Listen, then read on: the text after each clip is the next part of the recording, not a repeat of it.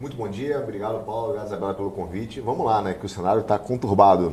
É uma semana muito tensa, né? Principalmente, acho que o investidor está aí com muita cautela, de olho desta reviravolta, aí, não só das denúncias, mas principalmente dessa instabilidade jurídica, né? Durante uma entrevista ontem à noite, o presidente disse que nós, né, vou até citar aqui a fala dele, ele falou que da nossa parte iremos às últimas consequências dentro das 4 linhas da Constituição, fazer valer o que as nossas auditorias constataram.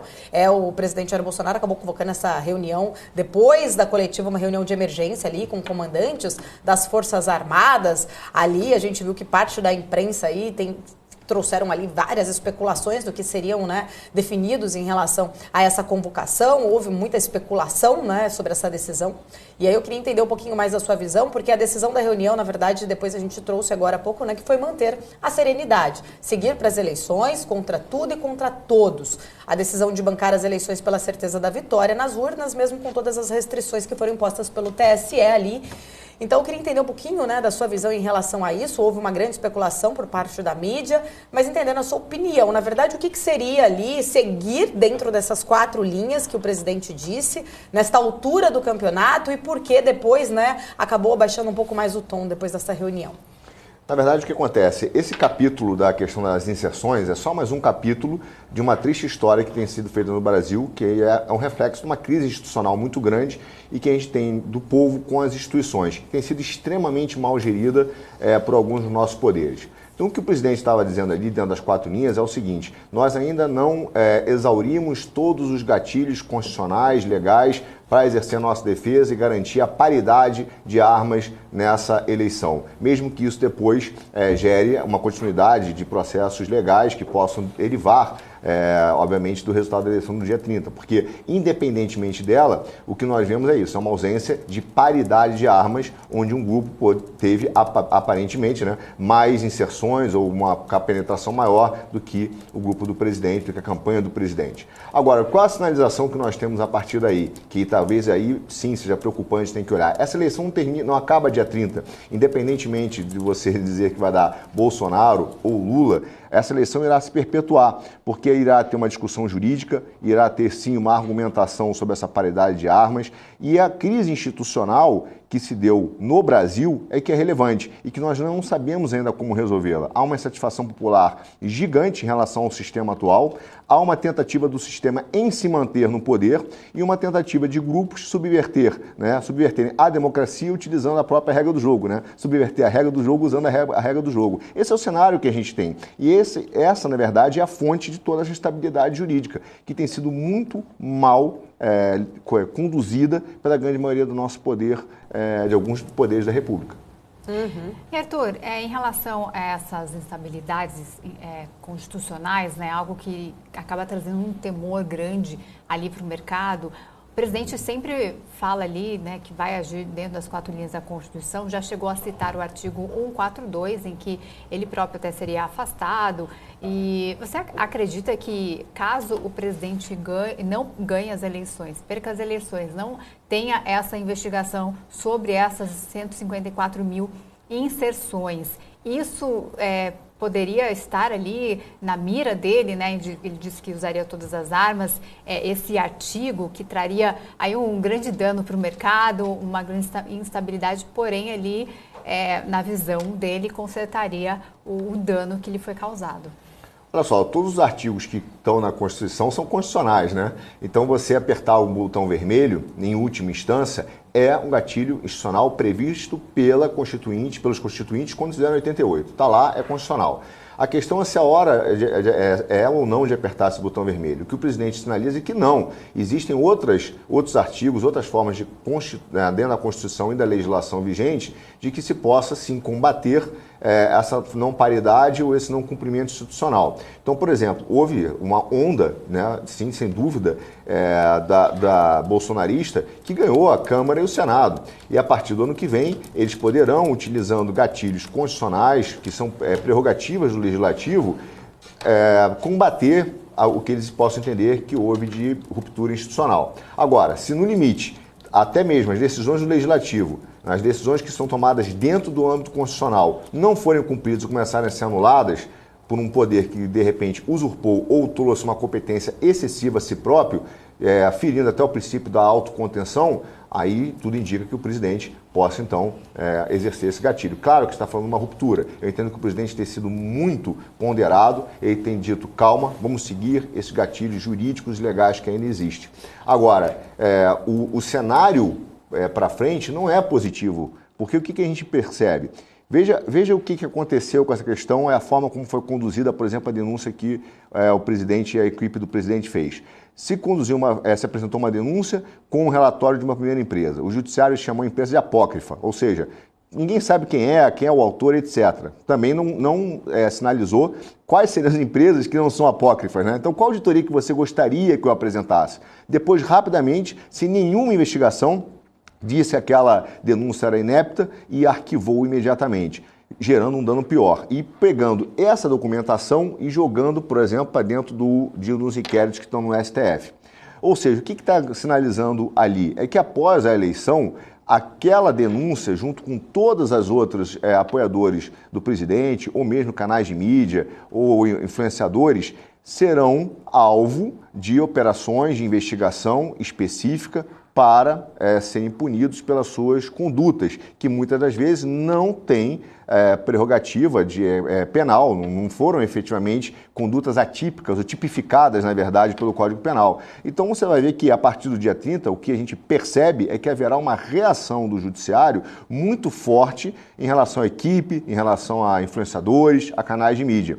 E isso vai aumentar a temperatura, porque o Judiciário precisa confirmar uma narrativa que diz que desde o início, a campanha do Bolsonaro tem tentado conturbar o processo eleitoral e tem tentado ferir aí gatilhos institucionais e corromper a democracia. Exatamente o contrário do que ele tem dito e tem feito. Mas essa é a narrativa, é necessário comprovar esse fato. Como ele vai ser comprovado? Ele vai ser comprovado como a gente faz no Brasil, de trás para frente. Primeiro a gente culpa alguém e depois a gente acha os motivos. Isso que está sendo feito. Agora, se essa reação do Judiciário após o dia 30 for muito dura, e eu imagino que ela será, caso Bolsonaro não seja eleito, aí sim haverá uma pressão enorme dentro da Câmara dos Deputados e do Senado para tomar medidas maiores para fazer o equilíbrio do poder, que é um dos princípios da República. E essa é a verdadeira crise institucional que se instaurou. Como você vai botar água gelada nessa fervura para acalmar a crise institucional? Acho que hoje nós não temos essa ponte. Inclusive, Arthur, vou te pedir licença aqui só para responder aqui uma mensagem no chat. Giovanni Barilali falando que a BMC News está defendendo um golpe. Não, a BMC News não está defendendo um golpe. A gente está tratando do assunto que, infelizmente, a mídia em geral não tem coragem de tratar.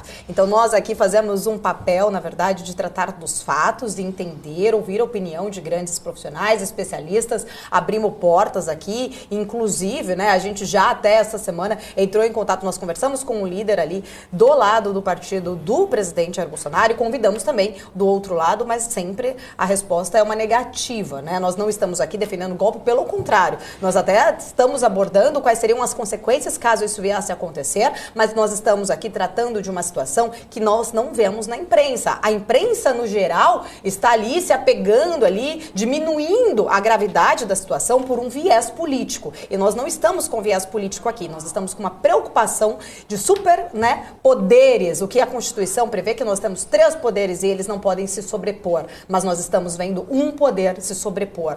Então, aqui o nosso papel é trazer a informação, os fatos reais. Nós não passamos pano, não estamos puxando de um lado nem no outro e nem defendendo o golpe. E acho que é bom só deixar bem claro aqui, para quem está aqui assistindo, talvez vocês estão acostumados com outro tipo de jornalista, com outro tipo de mídia aqui na BMC News, a gente não tem esse lado, essa imprensa marrom, não. Eu quero continuar aqui a nossa conversa, então, com o Arthur, falando que o seguinte, justamente esse fato, né, Arthur? A imprensa, em geral, tá se apegando ali em questões de amostragem. No meu ver, né, são 700, são 100 mil, não me importa. A questão é assim, se o cara mata uma pessoa, mata 5, mata 10, ele cometeu um crime. Não é a questão do número. A questão mais grave, que eu entendo em tudo isso, é esse realmente fato agora, de ter vindo à tona ontem, do funcionário que fez ali, né, essa acusação, inclusive lá na Polícia Federal, ele prestou um depoimento à PF, dizendo exatamente que já ali tinha visto uma fragilidade do sistema desde 2018, que houve exatamente ali uma falha um dos e-mails que ele recebeu era de uma rádio que assumiu realmente ali, né, essa falha. Isso foi à tona, virou uma grande discussão e logo em seguida houve uma exoneração, o TSE já recusou abrir a investigação. Então são fatos que a gente não está vendo exatamente, são muitas coincidências, são fatos muito de coincidências para a gente tratar como algo que não deveria, né, como a mídia tem tratado, infelizmente. Eu queria entender um pouco mais da sua visão, quais são os riscos exatamente que o Brasil corre, independente, né, do presidente, mas os riscos que o Brasil corre ao a gente ver que a gente, né, não tem uma força, nem se para querer investigar uma denúncia que é grave, né? No meio polarizado, que a gente sabe, são vários tipos de lados de denúncias que podem vir, mas o TSE se negar a investigar, como que você enxerga essas decisões? Olha, infelizmente, a gente tem um diagnóstico que não é recente, a gente já percebe que o Estado brasileiro foi capturado em algumas dos seus órgãos de Estado. Então, realmente, um órgão que deveria apresentar uma parcialidade ou buscar minimamente uma decisão técnica, que seria se propor a investigar, ele tem tomado decisões políticas. Então ele tem olhado o país, como a gente fala do ponto de vista jurídico, como o demiurgo universal, né? Aquele planejador que quer planejar a sociedade como um todo. Isso não é de hoje. Se você olhar, inclusive, as decisões que a própria Suprema Corte tem trazido para a sua competência e as fontes do direito que ela tem utilizado muitas das vezes, de teorias acadêmicas sobre análise, interpretação social, que não são fontes de direito previsto na Constituição. E esse é um dos grandes problemas que nós temos a enfrentar, que é o famoso controle de constitucionalidade. Esse controle de constitucionalidade, que é um papel da Suprema Corte, ele se alargou de tal maneira que tudo virou controle de constitucionalidade, tudo virou matéria de discussão constitucional, e isso também começou pelo próprio Congresso Nacional, dentro da esquerda, por exemplo, com partidos de esquerda, que começaram a judicializar questões e decisões que eram de caráter democrático, tomada dentro do Congresso, de competência da Câmara de Deputados e do Senado, mas que, porque perderam democraticamente, resolveram ganhar no tapetão. E isso foi se tornando normal, nós normalizamos isso no Brasil, a chegar a esse ponto em que hoje alguns órgãos são capturados para tentar direcionar politicamente o país. Isso foi uma catástrofe. Então nós temos que parar e dizer assim, agora como a gente arruma essa confusão? Essa é uma questão que é de difícil solução. Requer maturidade dos três poderes de se entrar, de repente, numa sala fechada e falar, olha, a gente entendeu que houve exagero de todas as partes. Nós precisamos remodelar isso, inclusive com gatilhos jurídicos legais que têm que ser feitos a partir do ano que vem com esse novo Congresso para discutir controle de constitucionalidade, o exagero do protagonismo de certos poderes, de certos membros desses poderes, porque eles foram capturados. Essa é a nossa grande questão e essa é a grande dificuldade. Principalmente que nós vamos sair, não adianta a gente pensar que a eleição acaba dia 30. Nós vamos sair com um país extremamente, não é dividido, polarizado, não é fraturado. Você tem aí quase uma diferença de 2 ou 3 milhões de votos para um candidato ou para outro. É uma eleição apertadíssima, né? Apertadíssima, onde você tem acusações e você tem também denúncias e pleitos jurídicos legítimos que merecem ser investigados. Então, hoje, qual é o nosso grande problema? Falta de maturidade institucional. Nós politizamos aquilo que não deveria ser politizado, que é o judiciário. E ele assumiu uma competência excessiva em face até mesmo das suas prerrogativas constitucionais. Inclusive, Arthur, só para, né, a gente se preocupa muito em relação à reação dos mercados, principalmente do nosso mercado financeiro, porque essa é uma situação que tem uma linha muito tênue aí, muito delicada dos dois lados, né? Por exemplo, a gente tem aí um fato que realmente traz essa instabilidade jurídica no qual você trouxe, que traz um tom muito de cautela para os investidores, principalmente também em relação aos investidores, né, os estrangeiros, como eles olham para o Brasil diante dessa situação. De um outro lado, a gente também tem um outro fato muito delicado, que é uma preocupação de quais serão as consequências do presidente Jair Bolsonaro, se ele vai ou não aceitar, no caso, venha acontecer uma derrota nas urnas, se realmente há essa possibilidade, como muitos da mídia especularam e falaram que haveria ali realmente, né, um golpe, colocaria o artigo 142, apesar de você explicar toda essa situação. Então nós sabemos que as reações para os investidores, elas dos dois, qualquer notícia, qualquer fato que venha, acaba que realmente traz uma grande volatilidade para o mercado e uma grande preocupação. A gente sempre aborda aqui os temas que são muito pertinentes para investidores. Somos uma TV do mercado financeiro e não dá para a gente fugir dessa situação, porque existe, sim, um risco muito grande exatamente aí para o nosso índice aqui, para o nosso Ibovespa. Eu queria entender, como você falou agora, né? Isso não termina no dia 30, isso continua. Os investidores estão muito cautelosos, a gente viu uma reação muito rápida no começo dessa semana em relação a se desfazer de alguns ativos, principalmente de estatais, alguns investidores muito preocupados qual será esse cenário que vai se desenhar. Você disse que não acaba agora. Como que você avalia, né, essa ruptura? O que mais a gente pode ver, né, daqui para frente?